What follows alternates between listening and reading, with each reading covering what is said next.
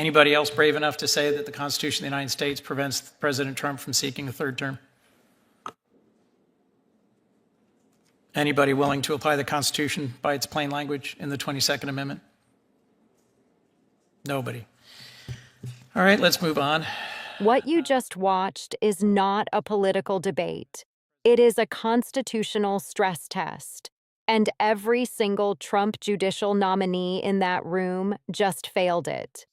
Here is what the 22nd Amendment actually says. No person shall be elected to the office of the president more than twice. That is not complicated language. That is not open to interpretation. It has been the law of this country since 1951, ratified after Franklin Roosevelt won 4 consecutive presidential terms. The entire purpose of this amendment was to prevent any single person from holding the presidency indefinitely. Coons asked a simple yes or no question. Has President Trump been elected president twice? Yes. Is he eligible to run for a third term under the Constitution? Watch what Trump's own judicial nominees said. Chair. Thank you, Senator Coons. Thank you, Chairman Grassley. And to each of you and your families, congratulations. And thank you for raising your hand to serve and in some cases continuing to serve the public. Thank you. Mr. Mark, if I might, just tell me about the 22nd Amendment. What does it provide? The 22nd Amendment, Senator, my career has mostly been in criminal prosecution. I haven't had an opportunity to use that one specifically. Anyone able to help on the 22nd Amendment to the United States Constitution? Well, Senator, I believe it is the amendment that deals with a 2-term limitation on Correct. the service It of the states president. no person shall be elected to the office of the president more than twice. Mr. Mark, is President Trump eligible to run for president again in 2028? Senator, without considering all the facts and looking at everything, depending on what the situation is, this to me strikes as more of a hypothetical of something that could be. It's not a raised. hypothetical. Has President Trump been elected president twice? President Trump has been certified the President of the United States 2 times. Is he eligible to run for a third term under our Constitution?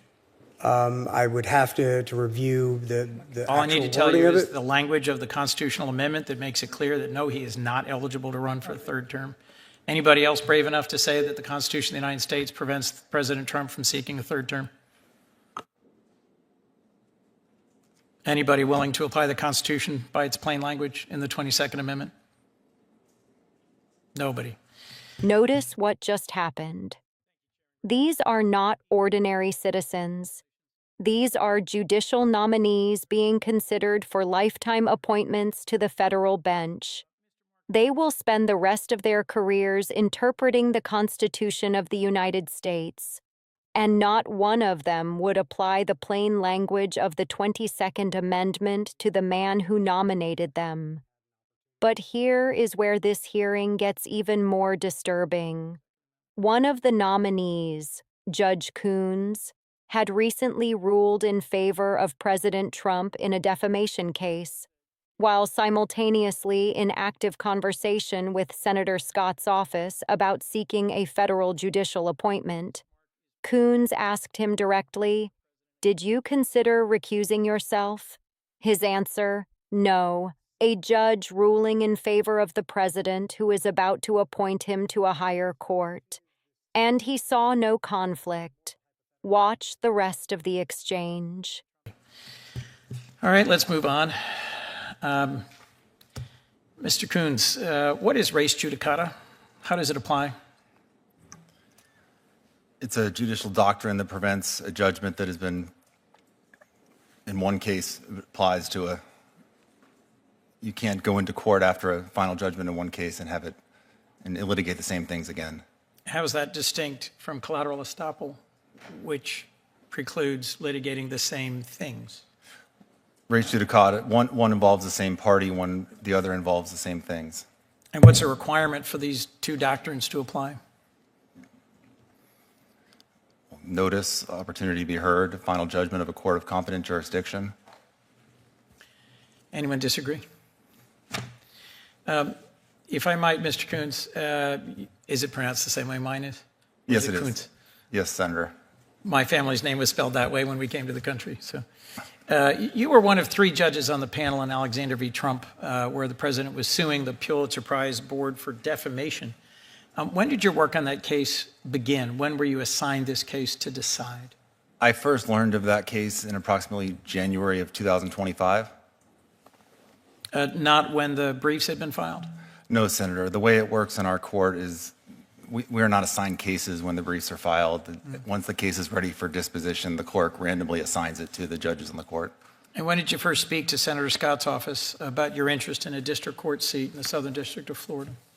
I mean, I've had many conversations with Senator Scott's office. The one about an interest in the Southern District of Florida, I believe, was in November of 2024. I don't know the date, but it's in my Senate Judiciary questionnaire.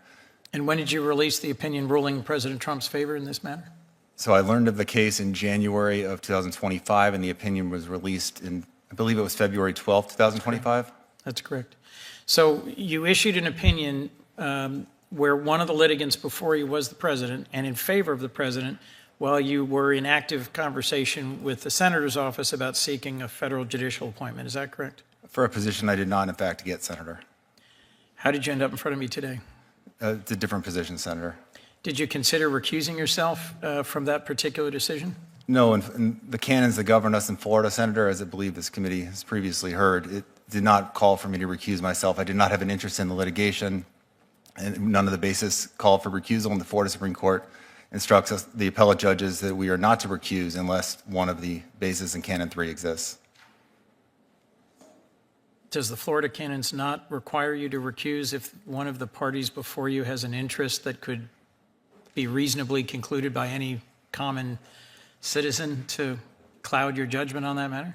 Senator, I disagree with that characterization. I had not heard from the White House until after the opinion was final. I had only spoken When to did you interview with the White House counsel's office? at the end of February of 2025. I don't know the date, but I believe it's in my Senate Judiciary questionnaire. Thank you for your testimony on that matter. Mr. Hendershot, if you would just take a minute and talk me through again how collateral estoppel and res judicata are different from each other. Senator, I'm not sure I can improve much on Judge Coons. I think that often res judicata today is used as sort of a catch-all term, but generally I think the difference is between claims and claims that may have not been brought but could have been brought potentially. Right. So collateral estoppel and res judicata is more a thing actually decided, as the Latin would suggest. Thank you. Do you agree that judges should not be influenced by external pressure to rule in any particular way? Yes, Senator, I do. President Trump stated March of this year at a public event, quote, "We have rogue judges that are criminals. They're criminals, what they do to our country, the decisions they hand down and hurt our country. Is it possible for a judge's decision to be correct as a matter of fact and law, even if it differs from the president's desired outcome?" Senator, I want to tread carefully because of Canon 5 in terms of commenting on political matters, but in the abstract, yes, decisions can be correct, and any citizen can criticize what a judge has done. That is, I think, part of their right to speak. Thank you. Thank you all for your testimony. Yeah. Mr. Let's be precise about what this hearing revealed. Trump's judicial nominees could not answer a yes or no question about the 22nd Amendment, the amendment that has been the law since 1951. Written in plain English, no interpretation required. Not one of them said, no, the Constitution prevents a third term, because saying that in front of the man who nominated them carries consequences. And that is exactly the problem. Federal judges serve lifetime appointments. They are supposed to be independent from the political pressures of any administration. That independence begins here, in this confirmation hearing, when they are asked simple questions about the Constitution. When a judicial nominee cannot say that the 22nd Amendment means what it says, that is not caution. That is not legal nuance. That is a preview of how they will rule when the president's interests are before their court. Coons asked the question. Nobody answered. And that silence told us everything we need to know. Subscribe to Dana Weston Daily. Because the questions that go unanswered in that room, we make sure they are never forgotten. Drop a comment. Do you think a judge who won't answer this question should be confirmed? We read every single one.